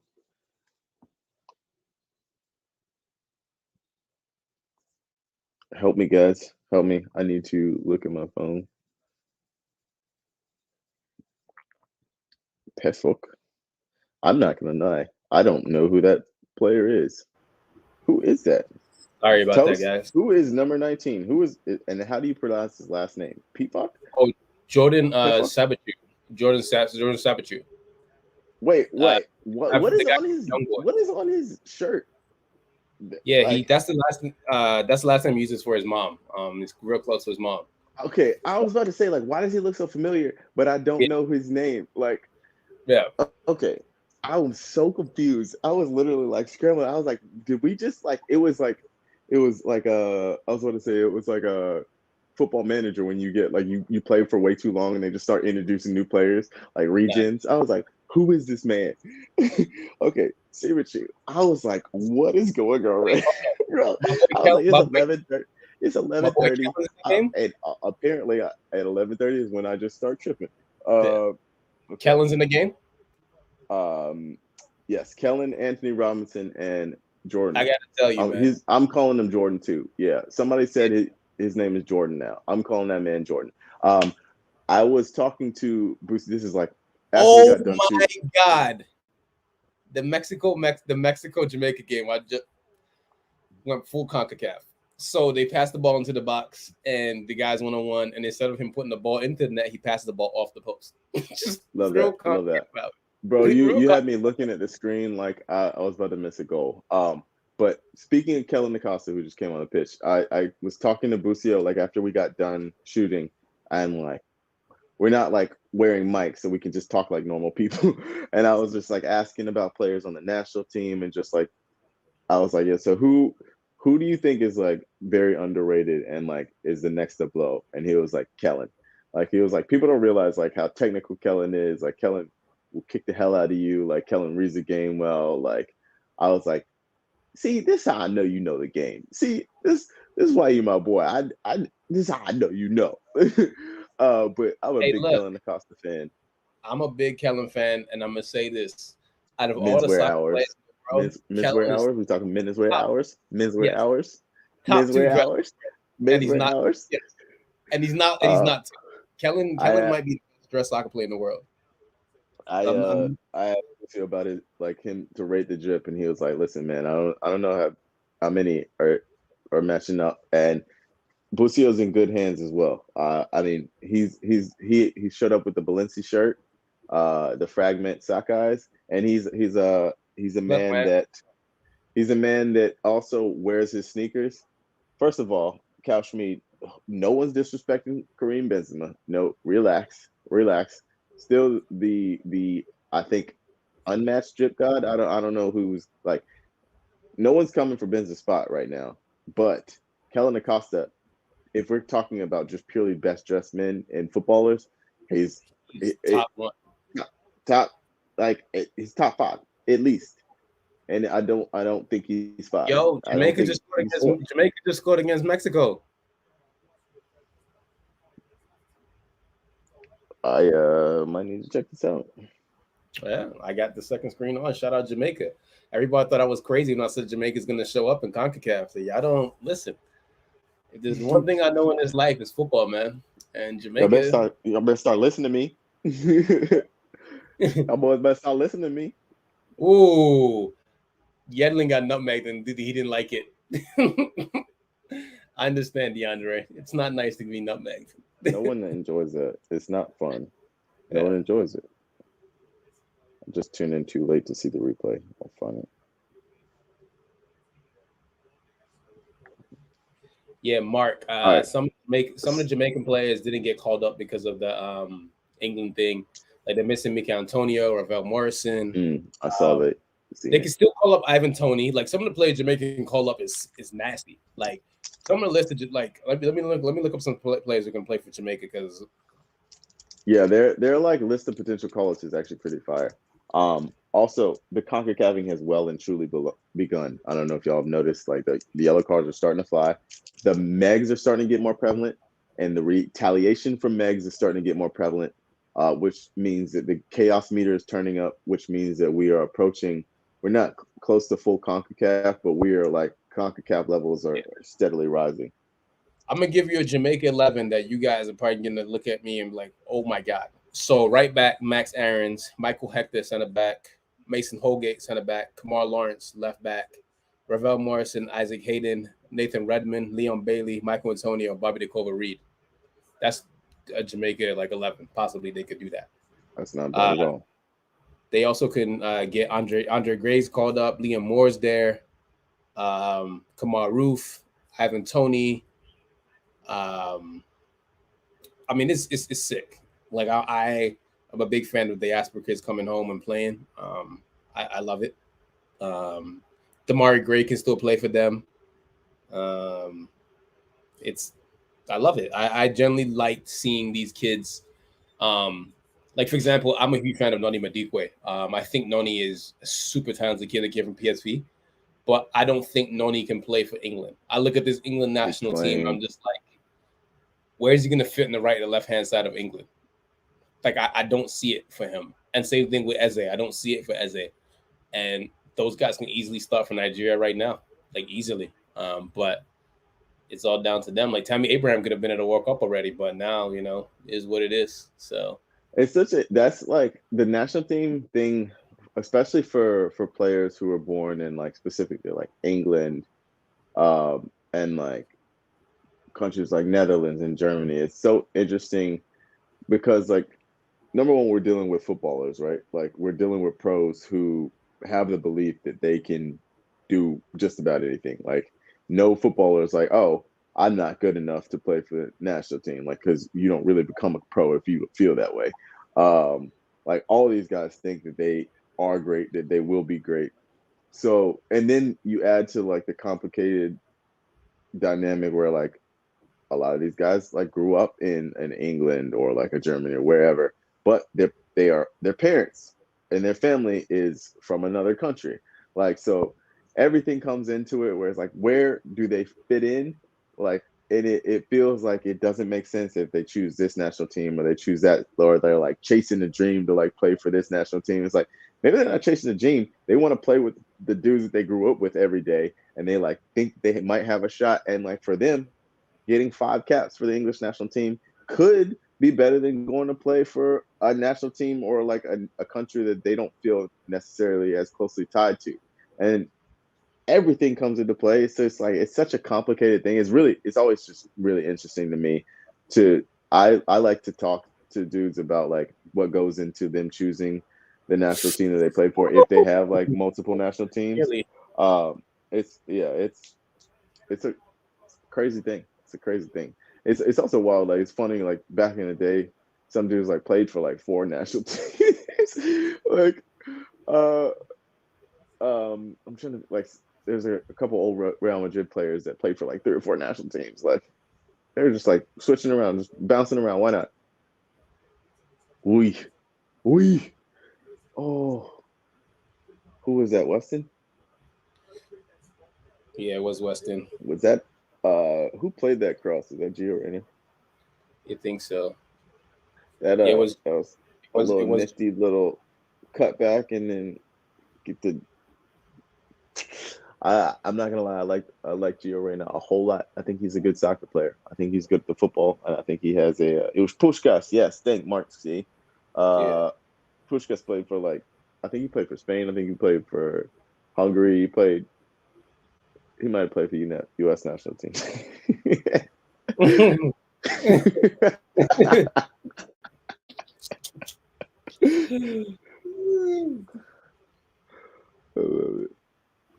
All right, 73rd minute for me. What minute are you in, Toast?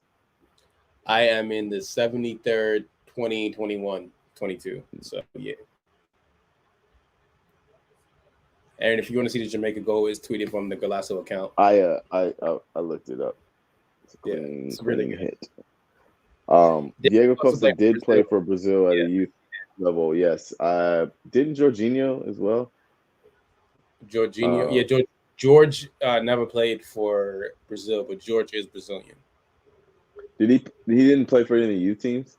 No, George did not play for any youth teams, and I'm calling him George, by the way. That's his name is George. George. Yeah, Georgie Porgy played for Italy since 2016. He moved to Pepe Italy. Pepe played, I think, for the Brazil. I know he's Brazilian. I'm pretty sure he played for at least the youth team or the I think maybe he got a friendly, but he's definitely Brazilian. I would have to confirm whether or not he actually played for their youth teams or. Aaron, can I give a friend a shout out real fast? Do it. Shout out to Allie Williams. Allie is great, so shout out to her. Shouts to Allie. She just texted us. What up? Yeah. Go on. Canada did lose Begovic to Bosnia, and you guys better lose to Kaya Tomori to Nigeria. That's another one that's very complicated. Like for Kyle, like he's good enough to play for England right now, but I don't see where he fits in with like John Stones and Mags. So yeah. 75th minute. I believe the notch gets turned up one more time on the CONCACAF incident happens.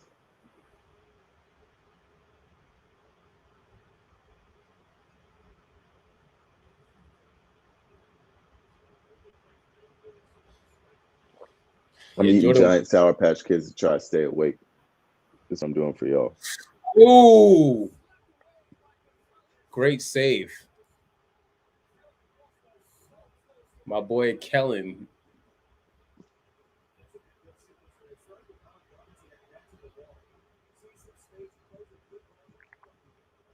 I'm starting to get stressed out, guys. Oof. Tackle's starting to fly in. The ball. Is he on? Oof. Sheesh. Yo, I'm starting to get stressed out. That was a very good run. Certified. We're starting to see, I love Weston McKennie's energy. Like those runs, he just never stops making them. Avery also, said that. We have the sauce levels on this team are pretty solid. Well, USA? If we're going to, like Gio has the sauce gene. Conrad has the sauce gene. Brendan Aronson has the sauce gene. I wish Tim Weah was fit. Tim has I know. He absolutely is in possession of the sauce gene. Yes. Like our team, those two are like fun. I think that's like my dream interview is me and Aaron with Tim and Kellen. Just not even soccer, just literally just talking about. I was just talking about menswear. The boss 1527 laser pointer, cross that off your CONCACAF bingo card. Yep. It's facts. It's I told you 75th minute. It's when the dial turns up. Like that's when the lasers come out. Soonly we will probably be getting cups thrown. We already have a couple bottles, I think, right?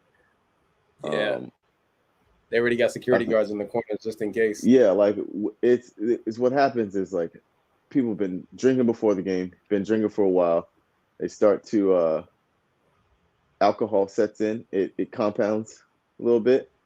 It's nice and in the system. They're starting to feel rowdy. They're starting to feel like this game could shift with their energy, and that's when the CONCACAFing really, really begins to happen.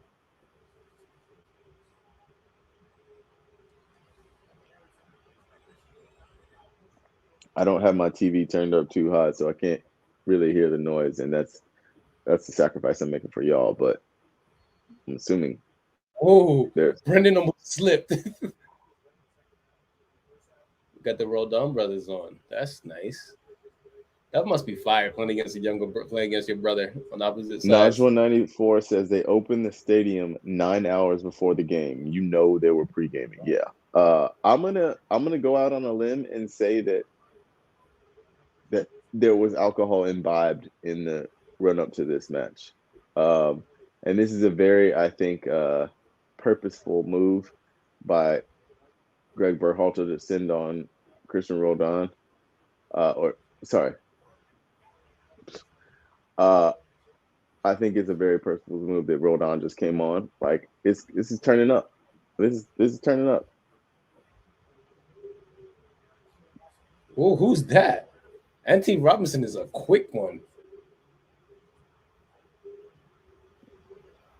Anthony Robinson looking like he runs like a deer. Like this man. You know who he looks like? Do you know who he looks like? Like a deer. Do you know who he looks like? He looks like no, he looks like Kid from Kid and Play.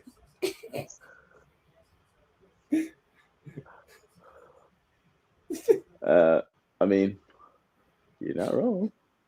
Yeah, that boy is rapid though. He is rapid as hell. And the funny thing is, like, I don't think like people knew he had like techers like that, because like that video of him juggling and then doing the backflip, everyone was like, "Yo, where did that come from? Where do you know you could do that?" Anthony looking like Eraserhead from 1990. Yeah. Oh man. All right. With like every time it hits a new 5-minute mark is when the CONCACAFing turns up more. It's gonna happen. They are working some nice little combinations, especially like down the ways, little 1-2s and getting crosses in. One of these, I'm gonna go out on a limb, guys. Here's a bit of technical analysis. They need to score from one of these crosses. I would say that to win the game, at least one of the shots that they take should go in. Ideally, if they were going to win this game, ideally when they take a shot, it would hit the back of the net. So yeah, that's my technical analysis. This game deserves more than a goal. This game deserves violence. Yes, it does.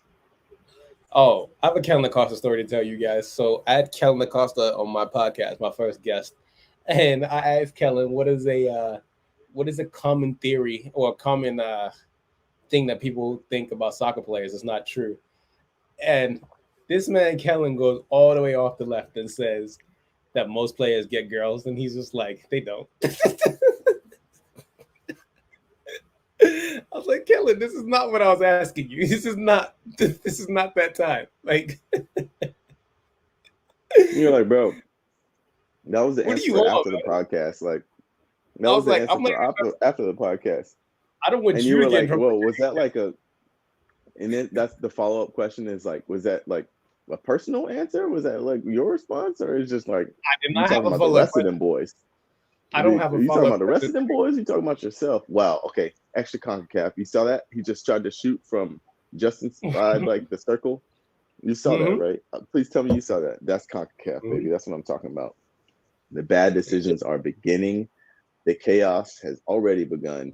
But oh man, you start to throw those bad decisions in there. That's when you truly love to see it. I'm about to see what shoes.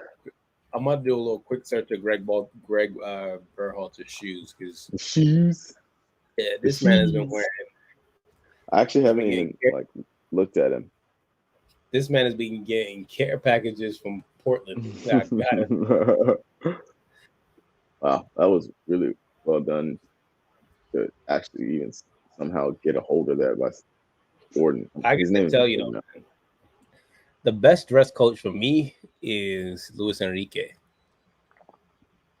Mostly because he knows what fits him. That's really like that's the most important thing. What fits you? And he knows what Hmm. fits him. Is this Trying to man think who I wearing think is the best dress manager. this man actually Casey Stoney? This man is wearing Jordan Yeah, it's 5. Casey Stoney. Yeah, it's Casey Stoney. It's hands This down, man it's is Casey wearing Stoney. this man was wearing Um, Jordan I 5s. like who do I like? Give me a second. I'll come back to you. This man was also wearing white and pink Air Force Ones. Okay. I have a newfound respect for Greg Berhalter. I didn't even know. I just unlocked a new level. Shout out to Greg. Yo, this man is wearing Travis I'm Scott. trying to think if it's Julian Nagelsmann. It might be Nagelsmann. Nagelsmann is another one who like knows like what fits him, and he's got a solid sneaker game. He's also Julian, like our age. yeah, Julian be wild. Yo, he is. How old is Julian Nagelsmann? He is born in 1987, so he's 34. He's three. He's So literally guys, younger than me. He's yeah, the literally guy, younger than me. the guy is 3 years older than me. Is coaching Bayern Munich. I when I went to like do a piece on RB Leipzig, like he had the most energy. Number one, like he was wearing some fire sneakers. I remember that. I don't remember exactly what he was wearing, but they were fire. When we went out to the training session, like he was the first one out there. When as the players are running out, he's like juggling balls, knocking balls to him, like to like hit long balls. He's like playing soccer tennis with him. He's literally just one of the boys. Like he just is a big kid who has incredible tactical knowledge and like realized that hey, I might not be like the best player in the world, but I might as well just go ahead and let everybody know that I got this knowledge and be a coach. Like you could tell his players love him too. It was like one of those immediate things where you could see like those guys walking out there. Like Marcel Sabitzer, like was one of the guys who was out there early. Like you could tell that he had formed a solid bond with his players. Like it does not surprise me in the slightest that Sabitzer is now at Bayern because like you could tell they understood each other. Like during training, like the instruction that he was giving his players, like they listened to him, like they're like intently listening because they know that I listen to this man, I do what he says, I get better. Like you could see that relationship. So shout out Nagelsmann, even if he may not be the best chess coach out there. I think he's damn sure maybe top five. Wait, Guys, hold on, Diego Simeone though, if you like all black suits, because he knows guys, what he's doing there. Drake's album doesn't come out at 2 o'clock. He just tweeted a track list. Wow. I just literally I hadn't looked in the chat. I got to shout out the boss because Adikev is really menswear, just we've grown accustomed to it. But Simeone really has mastered the art of the black dress shirt. Exactly. Yes, I'm glad you said that because Diego Simone is also a scary guy. Psycho. Yeah, Psycho. he literally. Psycho? I'm not sure if anybody like in this chat or anybody that's watching us live stream right now. I'm not sure if any of you guys ever watched Diego Simone growing up. One of my earliest memories of football is David Beckham getting a red card from him in '98 World Cup. Yes, I am old, but yes, his teams literally play exactly how he played as a player. I don't think there is a team like a manager coaching whose team plays more than like he played as a player. Like Diego Simeone was the nastiest defensive mid. Like one of like I mean if we're like we were talking, I think that the original question was like current players for violence captains, but like if we're talking past players, I don't know how I left him out. Diego Simeone was a nasty bastard. Like he was just violent. Like he wanted to hurt you, he wanted to maim you, he wanted to tell you that he was going to do those things. He was going to then do it, and then he was going to talk to you about how he just did those things. He also could play his ass off. Like he was a damn good player. I say Bickle, do we think Simeone just has one black suit shirt he continuously gets cleaned, or does he just order in bulk and break out a new one each time? Yeah. I think he has a rotation of 10 of them, and like I think he just wears one, gets it dry clean, puts it at the end of the rack, pulls the next one out, and then just kind of cycles them through the season. I think he's got like 10 in a row. Also, he can't keep getting away with this. He can't keep like Saul was freed from the shackles of his tyrannical reign. He doesn't have to be played as a left back anymore. I personally hate that he went to Chelsea, but I super rate Saul. Free Joao Felix, Jay Sandu, yes, free Joao Felix. Now, that man's never getting out. He's not leaving. Diego Simeone is gonna keep him. In 3 years. He's gonna use them as a right back. Calling it. Oh, go on, Rodon. Go on, guys. Rodon. Some of these tracks on Drake's album list is ridiculously funny. Did it like leak or is it out tonight? It's out in like 10 minutes, isn't it? No, 2 a.m. Oh, 2 a.m. Oh, I guess West Coast midnight.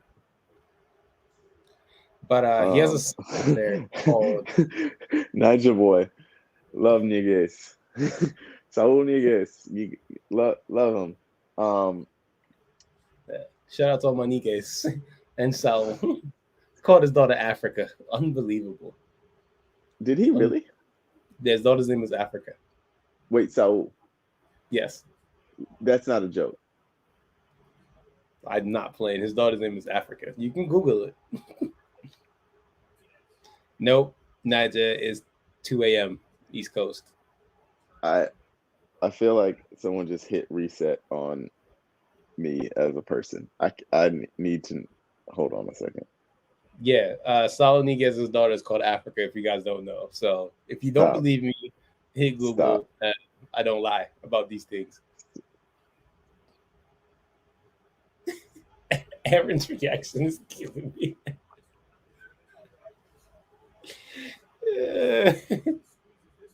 Bro. This can't be. Stop! It's real. And her godfather is Antoine Griezmann. No, I'm joking about that. I'm joking about that. Why is this happening to me personally? What is going on? Gosh, I'm losing it, man. I'm not gonna lie. I'm losing it right now. I can't handle this.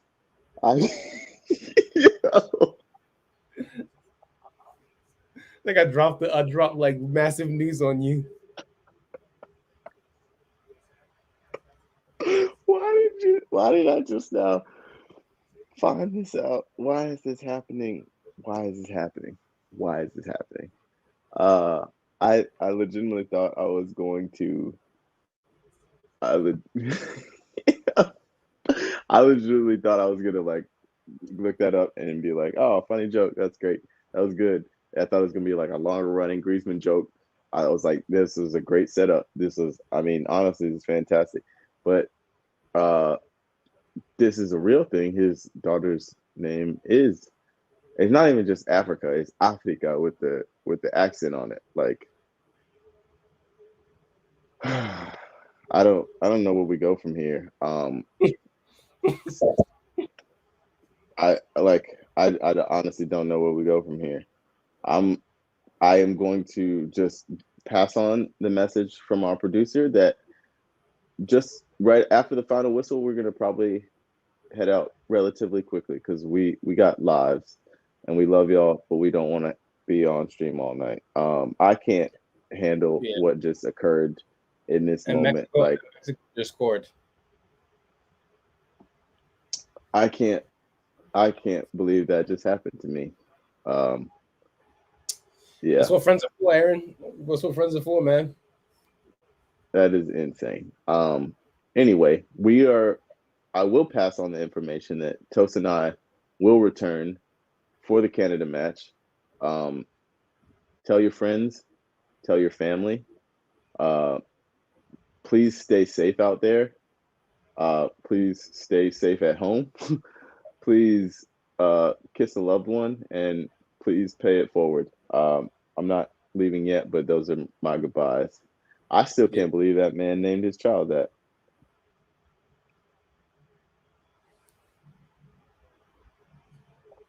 I'm like, I don't often get rendered speechless.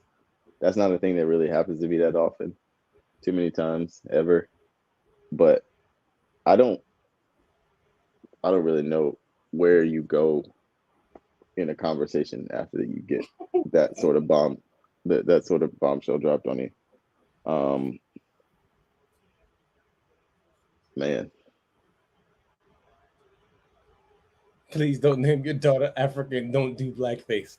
Very important things. those are I honestly those are two very important things to remember. All right, everyone. Final whistle time. uh, you hate to see that, like the thing you never want to see as a player, give the ball away and your coach is just like, Well, it's been real. It's been fun. oh man, Y'all be I'm assuming easy. you're ahead of me and the game is over. So yes, from my side, yeah. We'll see Go ahead, y'all Toast. on You give your Sunday. goodbye. I'll give my final one.